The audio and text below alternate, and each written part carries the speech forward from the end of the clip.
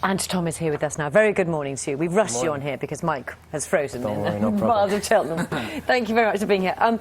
It's a fantastic movie. It was originally a Hitchcock, wasn't it, this one? It was, yeah. But this isn't an adaptation of the film. It's actually, they've gone back to the original book. The original book. So it's got a slightly different tone, but a very similar narrative.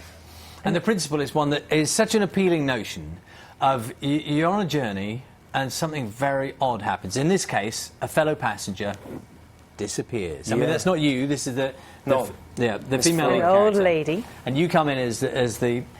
Well, at first we don't know quite what you're up to, do we? You appear to be helping.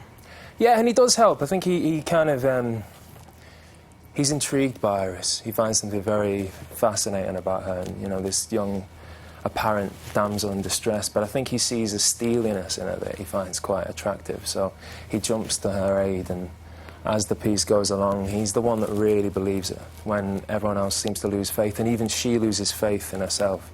He really has a lot of trust in her, I guess.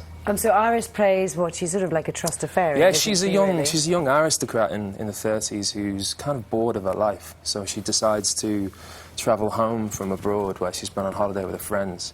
And then she falls and hits her head, and when she gets onto this train to travel home, she's completely disorientated and doesn't know where she is, and meets this old English lady who kind of settles her down and bores her with tales and stories.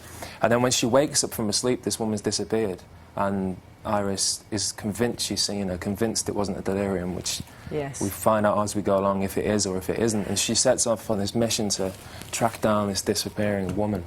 And no one really believes her. And she finds a professor and his assistant, played by myself, who try and help her out, but it's a varying degrees of success. We won't go into any more of the plot. I think we can see a little more and get a sense of the kind of style of the era that it was in now.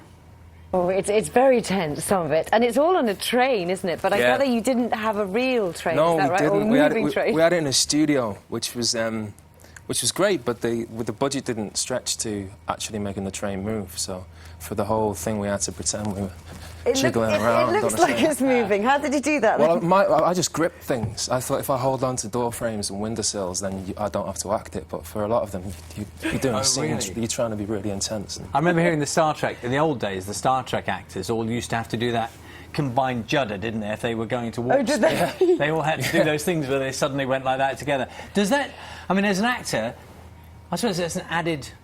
It's just something else you've got to add to the list of something you're trying to... some of the atmosphere you're trying to create. It's just kind of fun, you know. You've got to laugh about it, you know. It's kind of ridiculous when you're trying to focus and you're jumping up and down. But it's, you know, it's one of the challenges, you know. There is something... One of the things that comes across from the film is there's something very, very magical about, A, that period of time, and B, the excitement of travel and a train journey itself. So you're overnighting on a train, and that sense you're all together, and people are on... different life stories chucked into one place together. Yeah, no, definitely. But I think the era is fascinating. It's the second job I've done in that era, actually.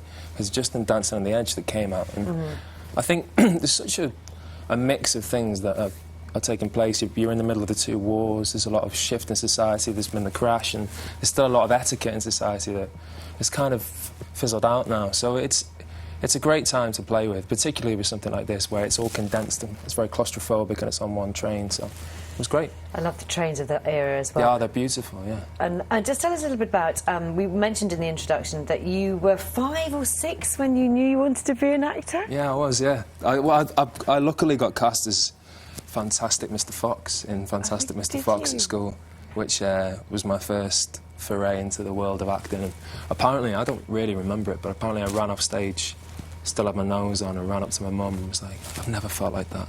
I want to do that forever, you know. And it never waned. I think my mum quite rightly thought a 7-year-old kid, 6-year-old kid's going to change his mind, but it didn't, and from that day I was obsessed.